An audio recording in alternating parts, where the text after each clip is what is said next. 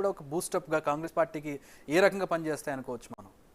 Clear కట్గా ఎందుకంటే ఇప్పుడు మనకి హర్యానాకి సంబంధించిన రిజల్ట్కి సంబంధించి మనం చూసుకుంటే ఒక క్లియర్ కట్గా అంటే అంతకుముందు ఉండే పార్టీని అంటే 2 సార్లు అధికారంలో ఉండొచ్చు కానీ బీజేపీ కూడా అంత చేసి ఉండదు. ఎందుకంటే చాలా వరకు వాళ్ళు అనేక మార్పులు చేర్పులు చేశారు. వాళ్ళు సీఎంలను మార్చారు, తర్వాత మిగతా అంశాలని కప్పిపుచ్చడం కోసం కావచ్చు, లేకపోతే వాళ్ళని కవర్ చేయడం కోసం కావచ్చు, అనేక అంశాలను ప్రస్తావించారు. కానీ ఎక్కడ కూడా ఈ ఫ్యాక్టర్స్ పనిచేయట్లేదు అనేది మనకి క్లియర్ కట్గా కనిపించింది. ఖచ్చితంగా కాంగ్రెస్కి రాబోయేది అంటే ఇవన్నీ కూడా రాహుల్ జోడో యాత్రకో లేకపోతే ఇంకోటికో వాళ్ళు ఆ పార్టీ ముడిపెట్టే ప్రయత్నం కూడా ఉంది. దిలీప్ గారు చెప్తున్నారు కాంగ్రెస్ పార్టీ స్థానిక అంశాలను ప్రధానంగా టార్గెట్ చేస్తుంది.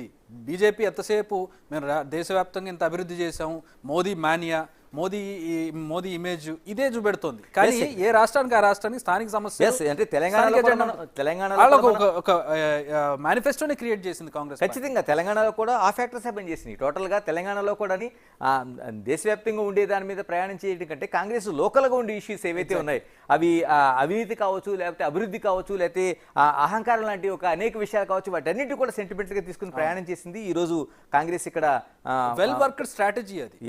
స్థానిక అంశాలని పట్టుకొని ఆ పల్స్ను పట్టుకుని లాగడం అనేది. ఇప్పుడు బీజేపీ ఎంతసేపు ఏం ప్రచారం చేసుకోవాలో అది ప్రచారం చేసుకుంటుంది. When it comes to BJP versus Congress రాష్ట్రాలకు వెళ్ళినట్లయితే వాళ్ళకి స్థానిక అంశాలు, ఇప్పుడు హర్యానా లాంటి రాష్ట్రం కల్ట్, వాళ్ళు స్థానికత మీద ఆధారపడతారు. హర్యానా అంటే హర్యాణవి జాట్వి అంటే వాళ్ళు అసలు రక్తాలు చిందించేటటువంటి పరిస్థితి ఉంటుంది. అట్లాంటి రాష్ట్రంలో వెళ్ళి నేను మోడీ మేము ఇంత అభివృద్ధి చేశారు, ఏది మా అభివృద్ధి ఏది, మా రాష్ట్రంలో అభివృద్ధి ఏది, మా రైతుల పరిస్థితి ఏంటి, మా కులాల పరిస్థితి ఏంటి అనే క్వశ్చన్ వాళ్ళకి వచ్చేటటువంటి పరిస్థితి కనపడుతుంది మనకి.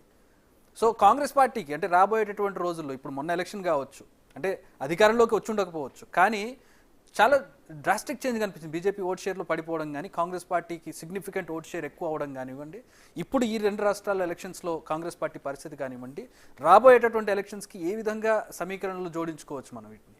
ఎస్, క్లియర్గా. ఎందుకంటే లోకల్ అంశాలు మీరు చెప్పినట్టు లోకల్గా అంశాల ప్రస్తావనతో పాటు ఏదైతే అంటే ఒక సెంటిమెంట్ ముడిపెట్టే అంశాలు ఉన్నాయి. మన జమ్మూ కాశ్మీర్లో చూసుకుంటే 370 ఆర్టికల్తో పూర్తిగా అధికారంలోకి వస్తామని ఒక చాలా ధీమాన్ని వ్యక్తం చేసింది. ఎందుకంటే మిగతా అంశాలు ఎన్నున్నా సరే, అంటే భద్రతాపరమైన అంశాలు కావచ్చు, లేకపోతే మిగతా దానికి సంబంధించి అంటే మనం ఏదైతే నిరుద్యోగ సమస్య కావచ్చు, లేకపోతే ఆహార ఉత్పత్తులు కావచ్చు, ఇలాగ అనేక అంశాలని కాకుండా కేవలం అంటే ఒకే ఒక నినాదంతో 370 ఆర్టికల్ని రద్దు చేయడం ద్వారా, మరోవైపు స్వయం ప్రతిపత్తి తీసేయడం ద్వారా ఆ రాష్ట్రాలకు ఉండేదాన్ని మేము ఖచ్చితంగా విజయం సాధిస్తామని చెప్పింది. కానీ ఇక్కడే అంటే కాంగ్రెస్ స్ట్రాటజీని చాలా మంది తప్పుపట్టారు. 370 ఆర్టికల్ని పునరుద్ధరిస్తామని చెప్పడం అనేది ఆ ఎన్నికల్లో చాలా వరకు తప్పుపట్టారు. కానీ నిజంగా ఆ ప్రజల ఆలోచన కావచ్చు, మిగతా అంశాలు చూస్తుంటే అక్కడ అంటే లోకల్గా ఉండే ఫ్యాక్టర్స్ కంటే కొన్ని అది మనం హర్యానాలో చూసుకుంటే దానికి పూర్తి భిన్నంగా కనిపిస్తోంది. అంటే కాంగ్రెస్ ఒక స్ట్రాటజికల్గా అంటే ఎక్కడ ఉండే ఆ విషయాలు ఏవైతే ఉన్నాయో వాటిని తీసుకుని ప్రయాణించాలనుకునేది. అంటే హర్యానాలో చూసుకుంటే వ్యవసాయం కావచ్చు, లేకపోతే మిగతాది మనం చెప్పినట్టు జవాన్ కిసాన్ ఫైల్మాన్ అంశాన్ని అగ్నిపథ్ పథకానికి సంబంధించి ఇప్పుడు ఆయన చెప్పినట్టు హర్యానాలో ప్రతి కుటుంబం నుంచి ఒక ఆర్మీ ఉద్యోగి ఉండడమో, లేదంటే ఆర్మీలో పనిచేసే వాళ్ళు ఉండడమో, ఈ విధంగా హర్యానా నుంచి చాలా మంది మనకు కనబడుతూ ఉంటారు. సో దాన్ని దృష్టిలో పెట్టుకుంటే అగ్నిపథ్ అనేది కూడా చాలా వ్యతిరేకత క్రియేట్ చేసింది అక్కడ మనకి. అంటే అగ్నివీర్ పథకం పైన బీజేపీ చాలా ఆశలు పెట్టుకుంది. మనం హైదరాబాద్లోనే చూసాం, ఒక స్టేషన్ తగలబెట్టే పరిస్థితులు ఆ రోజున మనకు కనిపించాయి. కానీ దీని అంతటినీ వాళ్ళు వేరేగా అంటే ఈ దేశ భవిష్యత్తు కోసం కావచ్చు, యువత భవిష్యత్తు కోసం కావచ్చు, మనకి అగ్నివీర్ పథకాన్ని అనేది మేము తీసుకొస్తున్నాం, ఇది ఖచ్చితంగా యువతని ఎక్కువ శాతం ఓటింగ్ చేస్తుందని చెప్పింది. దీన్ని వ్యతిరేకించిన పార్టీలకి అసలు ఎక్కడ ఒక నామరూపాలు లేకుండా పోతాయి అనుకున్నాం. మన హర్యానాలో చూస్తుంటే దీనికి పూర్తిగా పబ్లిక్ అనేది మద్దతుగా లేదు. ఏదైతే యువతకి అవకాశాలు కల్పిస్తున్నాం, ఈ దేశ రక్షణకి యువరక్తాన్ని మేము తీసుకొస్తున్నాం అనే అంశం పైన నిజంగా బీజేపీ పునరాలోచన చేయాల్సిన అవసరం అయితే కనిపిస్తుంది ఖచ్చితంగా.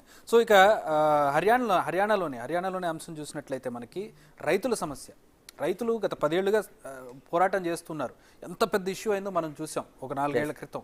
ఆ తర్వాత కూడా సద్దుమణినట్టు కనపడింది, కానీ నివురుగట్టిన నిప్పులా ఉన్నట్టుగా కనపడుతుంది. మొన్న కూడా ఆగస్టు 15 సమయంలో మేము పోరాటం చేస్తాం, మేము ఆందోళన చేస్తాం, చుట్టుముడతాం అని చెప్పి ఎక్కడ మళ్ళీ అలాంటి పరిస్థితి వస్తుందేమని మనకు కొంచెం భయం కూడా వేసింది. కానీ ఆ పరిస్థితి రాలేదు. బట్ స్టిల్ దాన్ని బట్టి మనకి ఏమర్థం అవుతుందంటే, ఈ రిజల్ట్ని బట్టి ఏమర్థం అవుతుందంటే ఇంకా నివురుగప్పిన నిప్పుల రైతు సమస్య హర్యానాలో అలాగే ఉంది. ఖచ్చితంగా భారతదేశం వ్యవసాయక దేశం. ఎక్కడున్నా సరే వ్యవసాయకు సంబంధించిన ఆ ఇష్యూస్ని ప్రస్తావించాలి. గతంలో మనం చూసుకుంటే ఉమ్మడి రాష్ట్రంగా ఉన్నప్పుడు కేవలం ఒకే ఒక అంశం పైన వైఎస్ రాజశేఖర రెడ్డి ఆ పాదయాత్రలో రైతాంగ సమస్యలని కీలకంగా తీసుకెళ్లిన పరిస్థితులు కనిపించినాయి. మనం హర్యానాకు సంబంధించి తీసుకుంటే ఖచ్చితంగా వ్యవసాయ క్షేత్రం మొత్తం దేశవ్యాప్తంగా ఉండే ఏదైతే పంట ఉందో ఇతర రాష్ట్రాలకు తెలియని దాదాపు ఒక 18 నుంచి 22 రకాల కాయగూరలు అక్కడ పండుతాయి. నిజంగా పూల్ మకరాన్ అనేది ఇప్పుడు మనకు వచ్చింది, కానీ దాదాపుగా ఒక 20 అంటే 2 దశాబ్దాల క్రితమే హర్యానాలో ఉన్న ఆ పంట అనేది చాలా ఎక్కువ ఉంటుంది. అంటే అది వ్యవసాయ క్షేత్రం, రెండోది పంటలకు అనుకూలంగా ఉండే క్షేత్రం.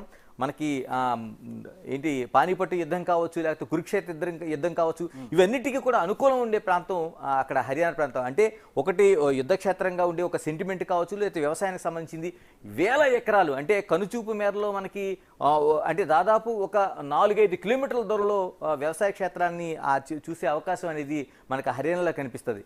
అంత పెద్ద వ్యవసాయ క్షేత్రంలో ఖచ్చితంగా రైతాంగ ప్రభావం ఎంత ఉందో మనం చూసాం. ఆందోళన కావచ్చు, అంటే వెనకంజి వేయింది, ఒక మాట చెప్పడం మడమ తిప్పని ఒక ఆందోళన అనేది రైతాంగం చూసాం. నిజంగానే ఇది కేంద్ర ప్రభుత్వంగా ఉండే బీజేపీ దీన్ని ఆ రోజున గుర్తించలేకపోయింది. కానీ ఈ రెండు విషయాల్లో బీజేపీ లాజిక్ మిస్ అయినట్టు కనపడుతుంది. ఒకటి రైతాంగ సమస్య, రెండవది అక్కడ 370 ఆర్టికల్ రద్దు చేసి దేశం మొత్తాన్ని మెప్పించిందేమో, కానీ కాశ్మీర్ ప్రజల్ని వాళ్ళ ఎమోషన్ని దెబ్బకొట్టింది అనేది ఇక్కడ మనకు క్లియర్గా అర్థమవుతుంది. రెండు విషయాల్లో కూడా వీళ్ళ స్ట్రాటజీ ఏదైతే ఉందో అక్కడ దెబ్బతింది. కాంగ్రెస్ స్ట్రాటజీ వర్కౌట్ అయింది. స్థానికత మీద వాళ్ళు దృష్టి పెట్టడం, జాతీయ అంశాలకు సంబంధించి ఒక కీలకమైన అంశంగా తీసుకోవడం, అంటే ఎక్కడ బ్యాక్ స్టెప్ వేయాలి, ఎక్కడ ముందుకు వెళ్ళాలి అనేది ఒక అంశంగా తీసుకున్నారు. ఇవన్నీ కూడా తీసుకుంటే ఆ జర్నీ అనేది బీజేపీ స్ట్రాటజికల్గా నిజంగానే ఏకతా నినాదం అనేది, జాతీయత నినాదం అనేది రెండింటిని తీసుకెళ్ళినా అక్కడ ఎక్కడ కూడా మనకి వైఫల్యం అనేది ఇంకొక సర్వే వస్తోంది. సో జస్ట్ టిఐఎఫ్ అనే ఒక సర్వే బీజేపీ హర్యానాకి సంబంధించి చూస్తున్నాం. 90 సీట్లకు గాను బీజేపీకి 29 నుంచి 37 సీట్లు, కాంగ్రెస్కి 45 నుంచి 53, ఐఎన్ఎల్డీకి 0 నుంచి 2. ఇక్కడ ఐఎన్ఎల్డీకి ఒక్క సర్వేలో మాత్రం మనకి ఐఎన్ఎల్డీ కనపడుతుంది. ఇక్కడ ఆప్ మనం ప్రత్యేకంగా చెప్పుకోవాలి. ఇందాక మీరు దిలీప్ గారితో కూడా మాట్లాడారు. వచ్చే 1-2 సీట్లను కూడా కాంగ్రెస్ పార్టీతో ఉండుంటే వచ్చేయేమో, వాళ్ళు బయటకు వెళ్ళిపోయి ఆ 1-2 సీట్లను కూడా పోగొట్టుకున్నట్టు కనపడుతుంది గణేష్. అవును. అంటే ఇక్కడ మనం ఇది జస్ట్ సర్వేను మనం తీసుకుంటే ఇక్కడ కూడా క్లియర్ కట్గా హర్యానాకి సంబంధించి కాంగ్రెస్ పార్టీ అనేది క్లియర్ కట్గా కనిపిస్తుంది. కాకపోతే లోక్దళ్ పార్టీకి సంబంధించింది కేవలం 2 అంటే లోక్దళ్ పార్టీ అనేది చాలా కీలకమైన పార్టీ అక్కడ మనకి కనిపిస్తుంది. దానికి ఐఎన్ఎల్డీ అనేది చాలా కీలకమైన పార్టీ. ఆ పార్టీకి కేవలం 2 సీట్లు మాత్రం ఇస్తే ఇతరులతో కూడా పోటీ పడలేని పరిస్థితి మనకి అక్కడ కనిపిస్తూ ఉంది హర్యానాలోన. అంటే టోటల్గా చూసుకుంటే క్లియర్ కట్ పిక్చర్ హర్యానాకి సంబంధించింది మ్యాజిక్ ఫిగరే కాదు, దానికి మించి ఏమాత్రం సందేహం లేకుండా కాంగ్రెస్ ప్రభుత్వం ఏర్పడబోతుంది అనేది. ఇక ఒక్క జమ్మూ కాశ్మీర్కి సంబంధించి కొన్ని సర్వేలు అటు కొన్ని సర్వేలు ఇటు చెప్పడంతో మనకి ఆ మధ్యలో